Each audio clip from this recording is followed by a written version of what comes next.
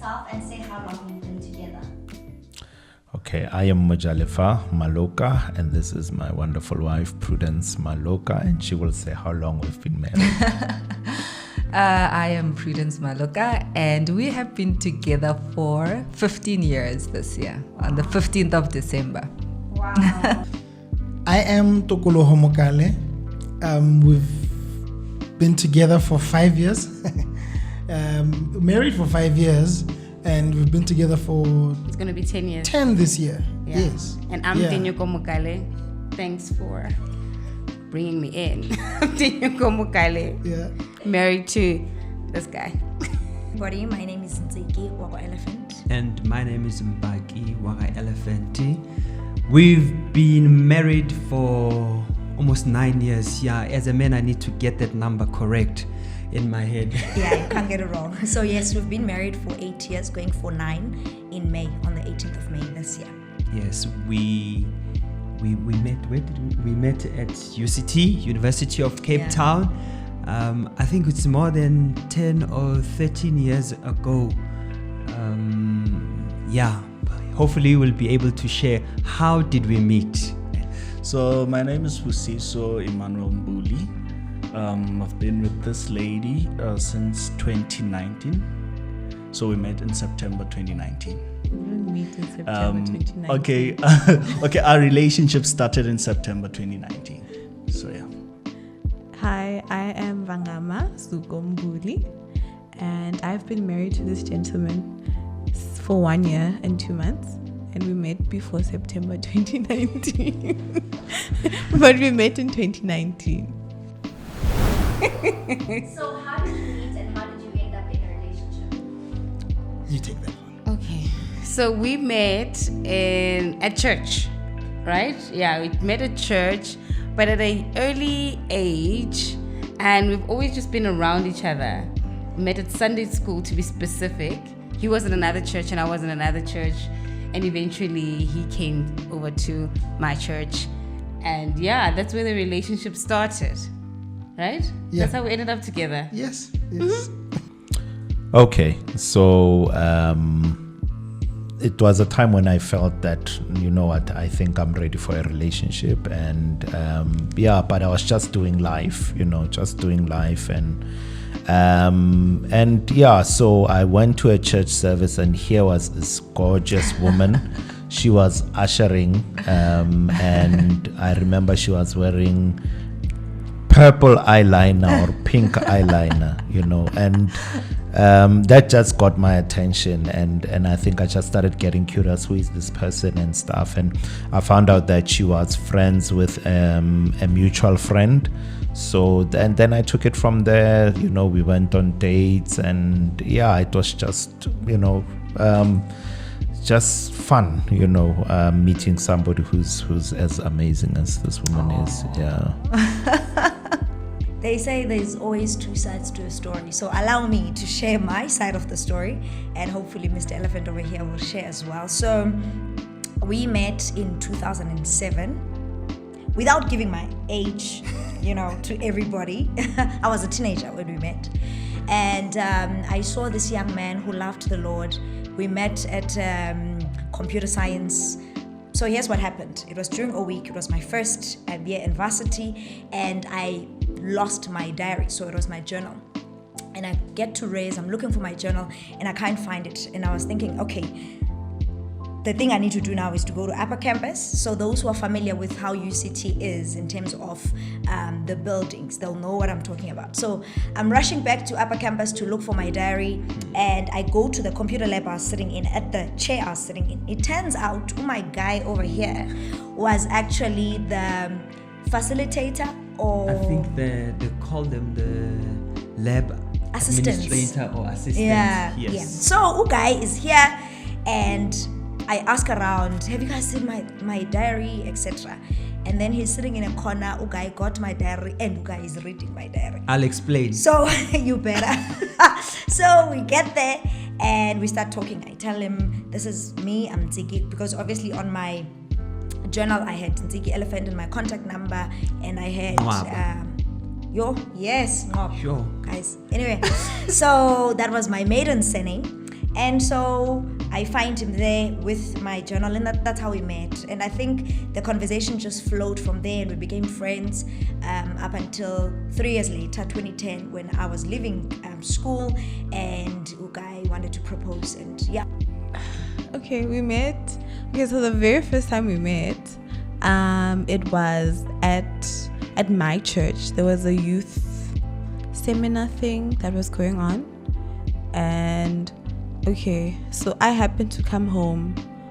It was my first weekend home, like after like my first week of work.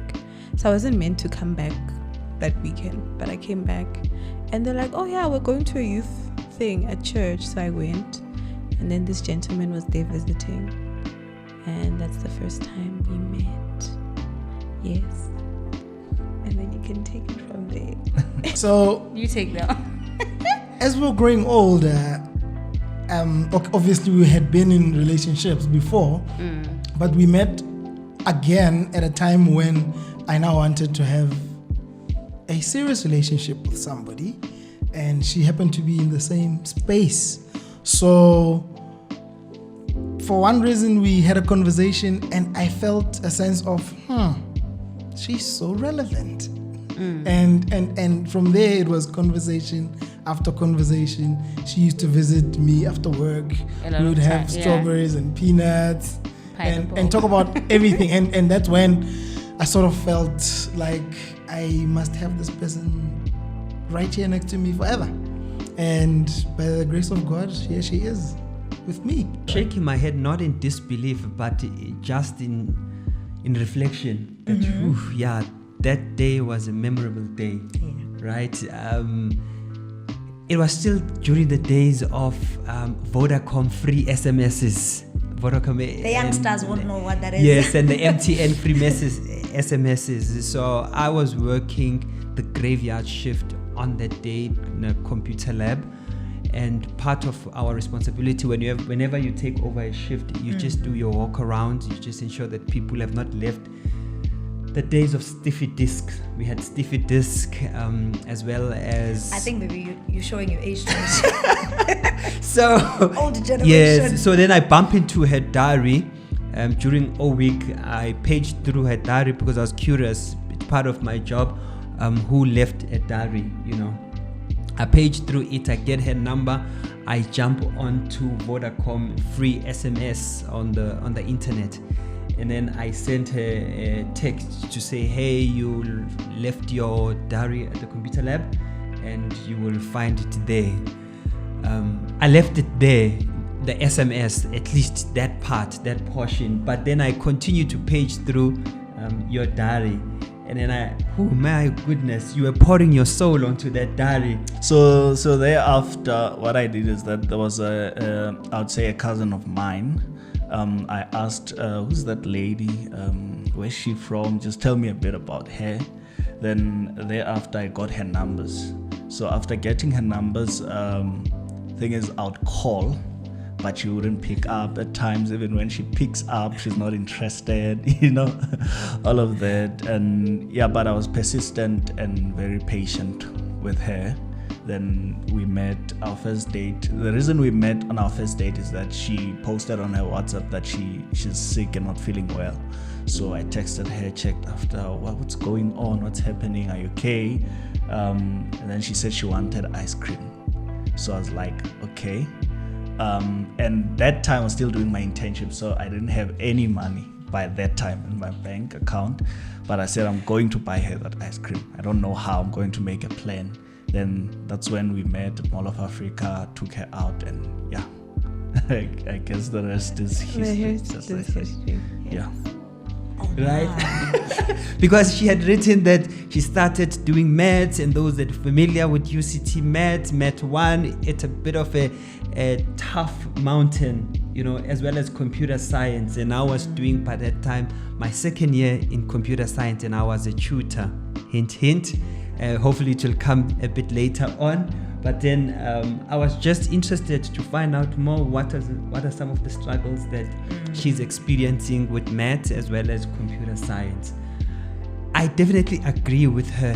Oh my goodness. The conversation just clicked. We just click. We talked and it was in the evening. So she had come back from lower campus to fetch your diary, right? And we clicked in the conversation. I walked you to The bus stop. What is it? First stop? That first stop. Yes, yes, that first stop next to R.W. James Building. I don't know Look whether at you with I the don't know details. whether Bring them, guys. they still call it that's R.W. James. But I walked her to the bus stop. It was late at night, I think around 9-10. But we just had like a very wonderful conversation just to find out more about her, where she comes from, what some of the struggles in terms of her academic, at least for that part. It was the first time meeting her, but I was taken, no lies on that. How did you know your partner was the one for you? How did I know? I believe prayer played a very important role, and as well as his values and what he thought and what his ideas, his vision was. For me, that was what really stood out for me. And I think just being comfortable, with being around him and as well as being comfortable with his ideas, being comfortable with his vision, being comfortable with his values and ethics. And I believe that's what made me say yes. For me, it was like the conversations that we're having, and I think his wisdom was one thing. I was like, okay, this is someone I can submit under, and yeah, that was his wisdom and his care. Because like that week when I was sick, he would like call me and check up on me like 3 times, 4 times a day. Like, did you eat? Did you take your medication? And I was alone, so he would like constantly call and check. So yeah, those little, I don't know, for me, details or small details matter.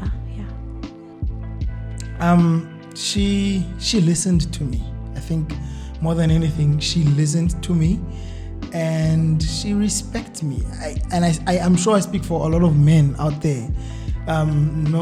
Nothing weakens a man than a woman's respect, and yeah, and she's got the most beautiful heart. Fast forward, we were friends for a long Yes. time. I think one of the gifts of marriage is friendship. Friendship is, for me at least, the center of it all. I mean, we still talk until like 2-3 a.m. in the morning. You have to mention And- that you come from the generation of Mix it. Yes, we used to remember. We used to talk on Mix It and watch. So when we are off during our June holidays or December holidays, and at this point, we weren't even courting. Yes. So we would watch, let me not go into details, but anyway, we used to use Mix It a lot. And I think from those conversations, even in the way he proposed, for me, it wasn't a matter of, oh, we have feelings for each other, let's do this. He just said, you know what, I'm at a stage in my life where I want to get married, and I don't see who else I can get married to you except you. And for me, for the first time, it made sense, because I was like, he had become family to me.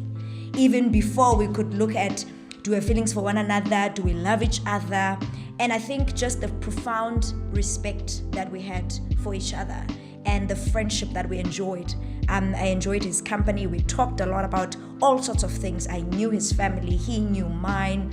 I knew where he came from. I knew the background he came from. I knew his dreams, his ambitions, where he wanted to go in life. And at this point, I wasn't even a girlfriend. I wasn't even a fiance. I wasn't even a wife.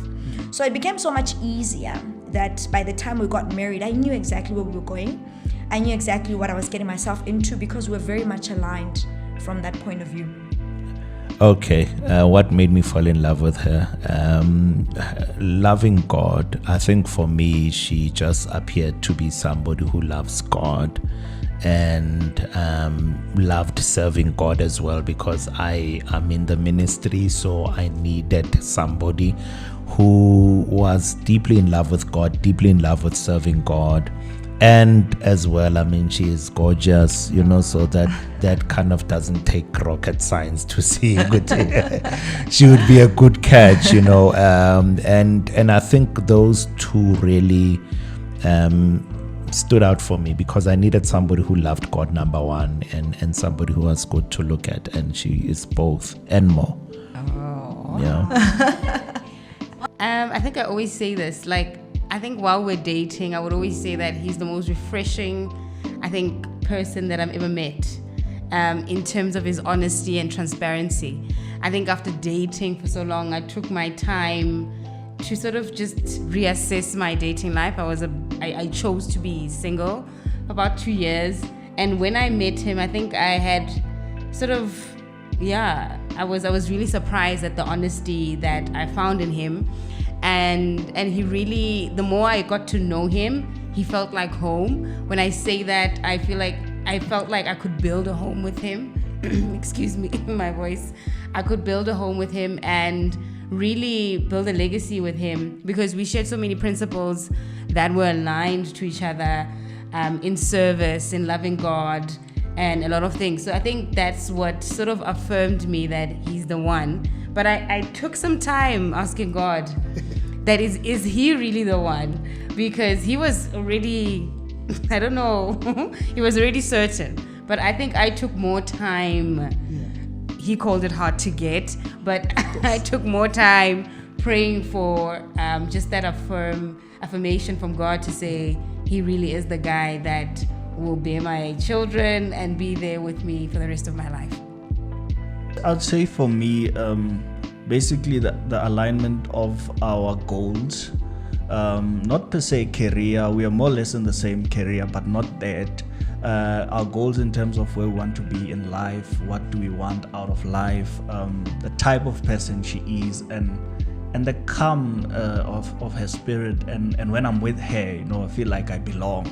I feel like there's a sense of belonging, and I'd say fulfilled in a way. So for me, that sense of belonging and being free around her, I don't know, just to put it like that.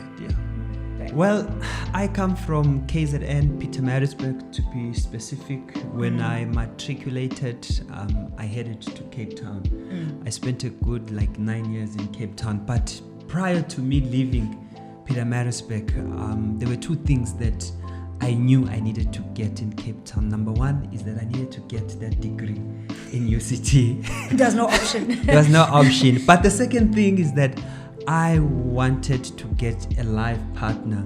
Somehow within my thinking, I was still very young at that age, I just loved Xhosa women.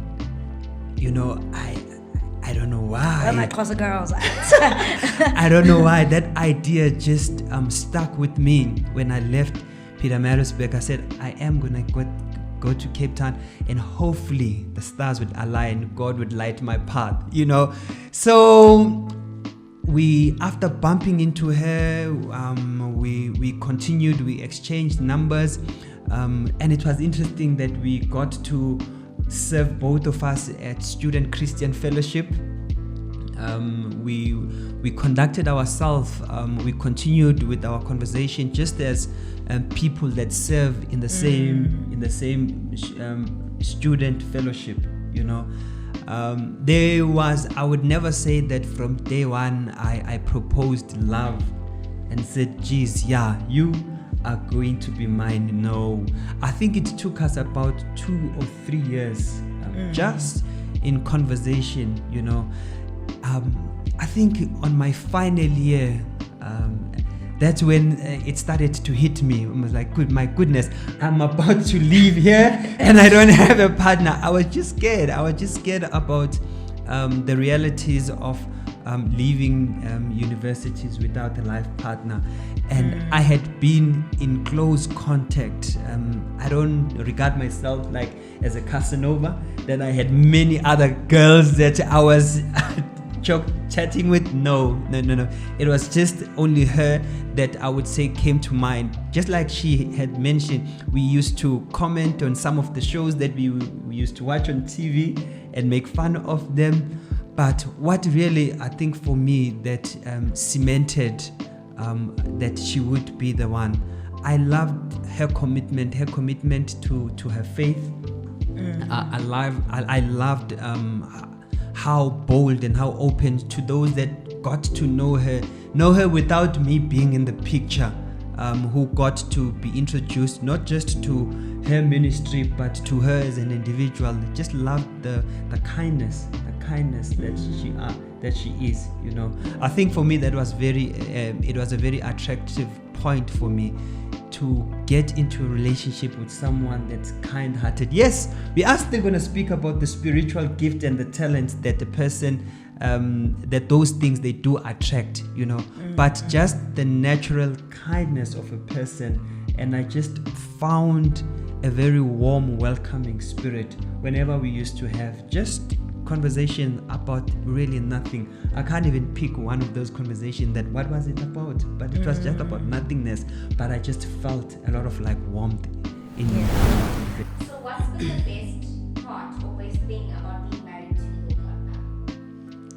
your partner? For me, it's never having to go through anything alone. You know, since we've been married, in the early days of our relationship, I never had to go through anything, good, bad, tough, easy, alone. And that for me is the best. I can't think of anything else. She knows me. She's come to know what gets me going, what works when it comes to me, and she knows how to just like overcome some of the challenges that I come with. So I think for me that's what really makes her a good catch. She's kind of studied me and she knows, you know, this is who I'm married to. She knows what I'm passionate about, and that's what has really kind of kept me loving her and liking her, you know, and her humility as well. Yeah. Oh, babe. My husband is humble, and it's the kind of humility that draws you in and grounds you and makes you know what is truly important in life. For me, being with him every day, just, you know, it's like, I don't know, it's like an eternal sleepover with your best friend. Like every single day, you're just with your best friend. That is, the most.